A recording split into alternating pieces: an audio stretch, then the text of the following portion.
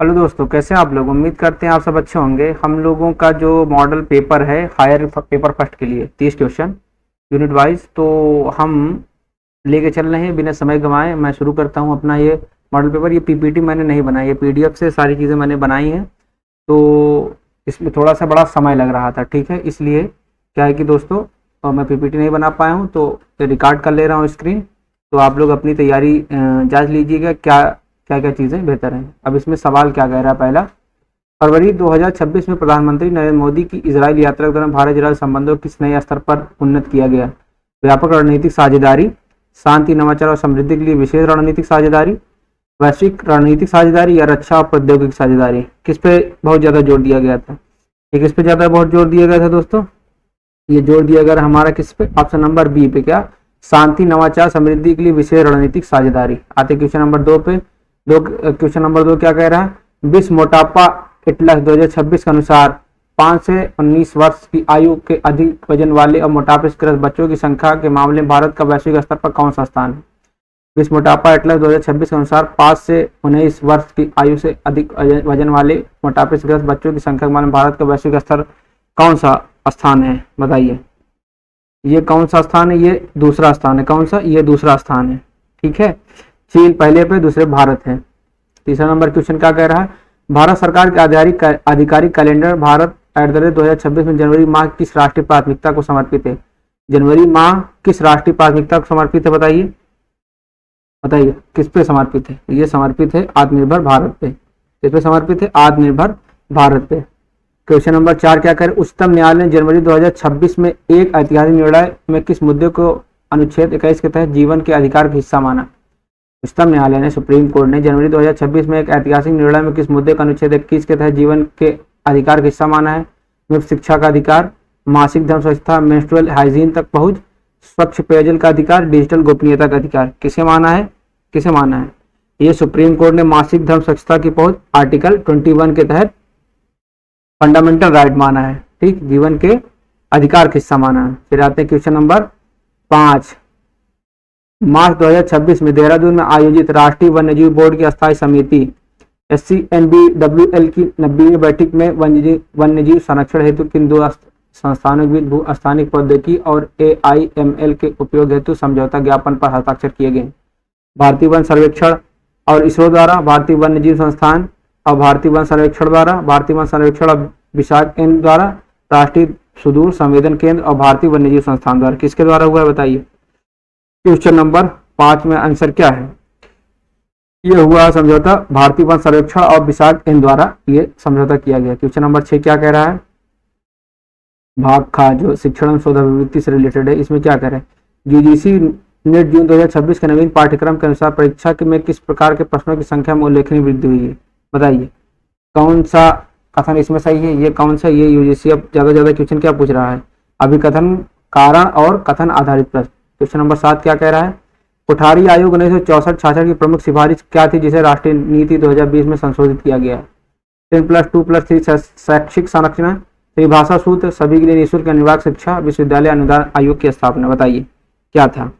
कोठारी आयोग ने क्या सिफारिश की थी, 10+2+3 की सिफारिश की थी जिसे राष्ट्रीय शिक्षा नीति 2020 में एक नए डिजाइन के साथ क्या कर दिया गया, 5-3-3-4। क्या नए में क्या, नए में क्या कर दिया गया है, अगर देखा जाए नए में क्या कर दिया गया है दोस्तों। ये थोड़ा सा पेन गड़बड़ा गया है क्या, ठीक है। हाँ, ये क्या क्या कर दिया गया है। ये जो नई शिक्षा नीति में क्या है, 5+3+3+4 ये तो किया गया है ना। तो कौन सा हमारा ये किया गया है, ये ऑप्शन नंबर, ये इससे मिलता जुलता है, ठीक। क्वेश्चन नंबर 8 क्या कह रहा है।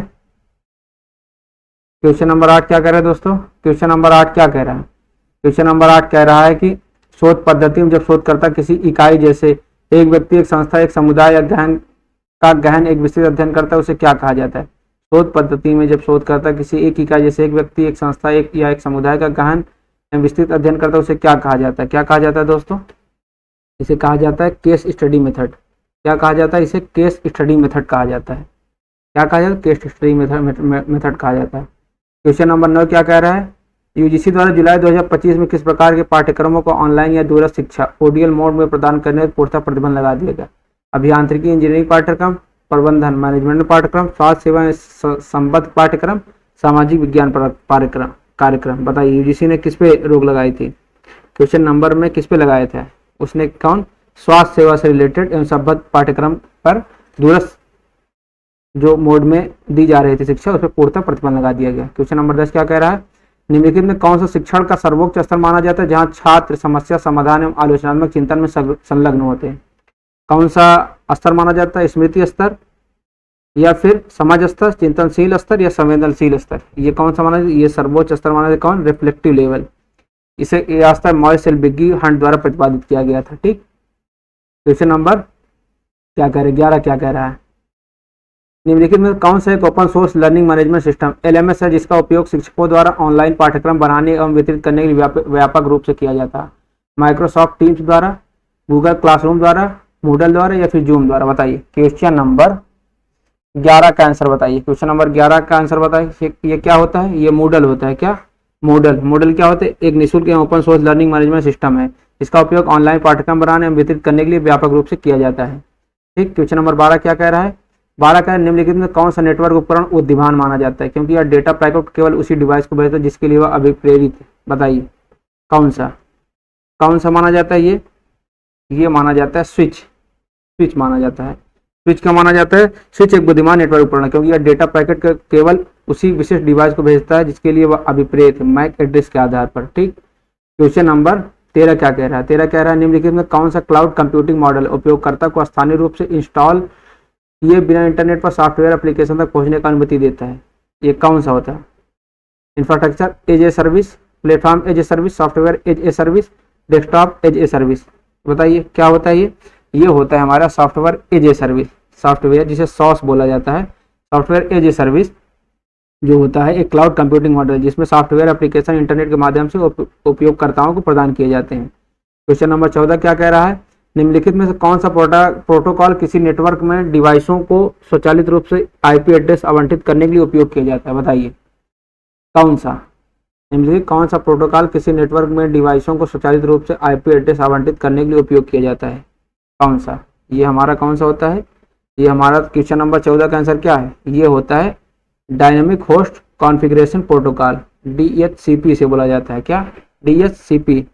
ठीक है, क्वेश्चन नंबर 15 क्या करें, निम्नलिखित कौन सी तकनीक कंप्यूटर को बिना स्पष्ट रूप से प्रोग्राम किए हुए डेटा से सीखने और अपने प्रदर्शन में सुधार करने में सक्षम बनाती है। ये कौन सी तकनीक होती है, बताइए निम्नलिखित में कौन सी तकनीक कंप्यूटर को बिना स्पष्ट रूप से प्रोग्राम किए हुए डेटा से सीखने और अपने प्रदर्शन में सुधार करने में सक्षम बनाता है। ये क्या होती है, ये होती है दोस्तों मशीन लर्निंग AI की एक शाखा है जो कंप्यूटर सिस्टम को बिना स्पष्ट रूप से प्रोग्राम किए हुए डेटा से सीखने में सक्षम बनाती है। क्वेश्चन नंबर 16 क्या करें, अंतर्राष्ट्रीय वन दिवस 2026 का अवसर बताया गया 2014 की तुलना में देश के वन क्षेत्र में कितने वर्ग किलोमीटर की वृद्धि हुई।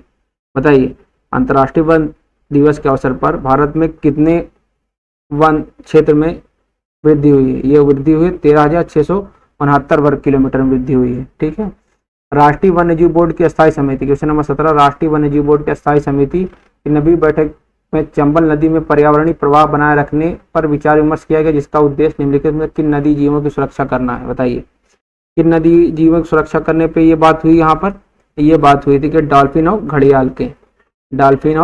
घड़ियाल से रिलेटेड। क्वेश्चन नंबर 18 क्या कह रहा है, निम्नलिखित कौन सा एक बायो मैग्निफिकेशन का सटीक विवरण है, निम्नलिखित में कौन सा एक बायो मैग्निफिकेशन का सटीक विवरण है, किसी पारिस्थितिकी तंत्र में जैव विविधता में वृद्धि, खाद्य श्रृंखला में ऊपर जाने पर विषैले पदार्थों की सांद्रता में वृद्धि, किसी क्षेत्र में पोषक तत्वों का पुनर्चक्रण, जीवों के आकार में क्रमिक वृद्धि। बताइए क्वेश्चन नंबर 17 नहीं, क्वेश्चन नंबर 18 का आंसर बताइए, ये क्या चीज है, ये क्या है, ये है खाद्य श्रृंखला में ऊपर जाने पर विषैले पदार्थों की सांद्रता में वृद्धि। ठीक, क्वेश्चन नंबर 19 क्या करें, जैव विविधता पर कन्वेंशन CBD को किस वर्ष और कहाँ अपनाया गया था।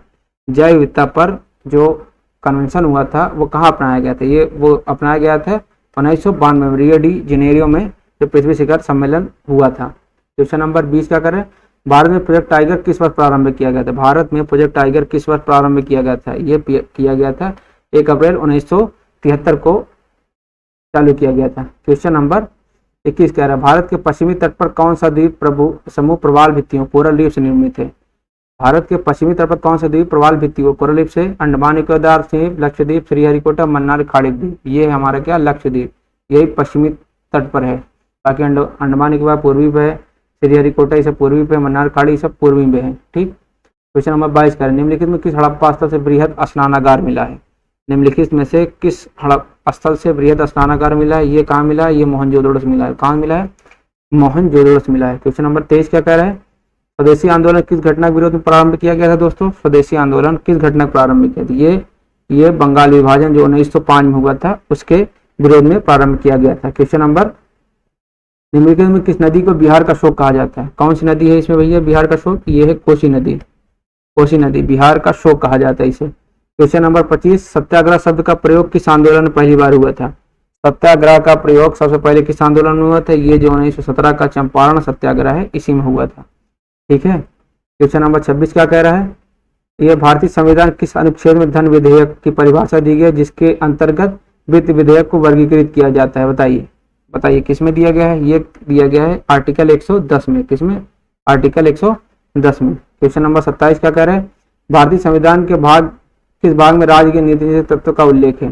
संविधान किस भाग में राज्य के नीति निषेध तत्वों का उल्लेख है, ये है भाग 4 में। कहाँ, भाग 4 में आर्टिकल कहाँ से कहाँ तक है, यह है 36 से 51 तक है। ठीक। आते हैं क्वेश्चन नंबर 28 क्या कह रहे हैं वित्त आयोग का गठन भारत के राष्ट्रपति द्वारा संविधान किस अनुच्छेद के द्वारा किया जाता है। वित्त आयोग का गठन भारत के राष्ट्रपति द्वारा किस अनुच्छेद के तहत किया जाता है, ये आर्टिकल किस है, आर्टिकल 280 के अंतर्गत ये किया जाता है।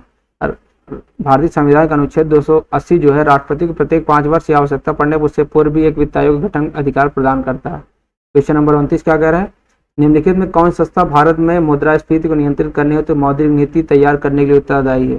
कौन सी ये बॉडी है, ये है हमारी क्या है, ये भारत की आरबीआई है। ठीक है, यही मॉनेटरी पॉलिसी कमेटी को नियंत्रित करती है। क्वेश्चन नंबर 30 क्या कह रही है भारत की पहली पंचवर्षीय योजना 1951-56 का मुख्य फोकस किस क्षेत्र पर था।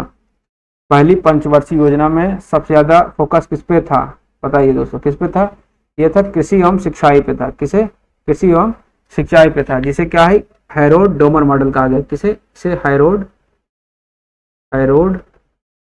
डामर मॉडल कहा गया। ठीक। तो ये कुल मिला के हमारा 30 क्वेश्चन हो गया, क्योंकि इसे हमने पीपीटी नहीं बनाया था तो क्या करें, समय है नहीं तो इसलिए बना नहीं पाया मैं। तो मिलते हैं आप लोगों से फिर नए वीडियो में दोस्तों, तब तक के लिए आपसे अलविदा चाहते हैं।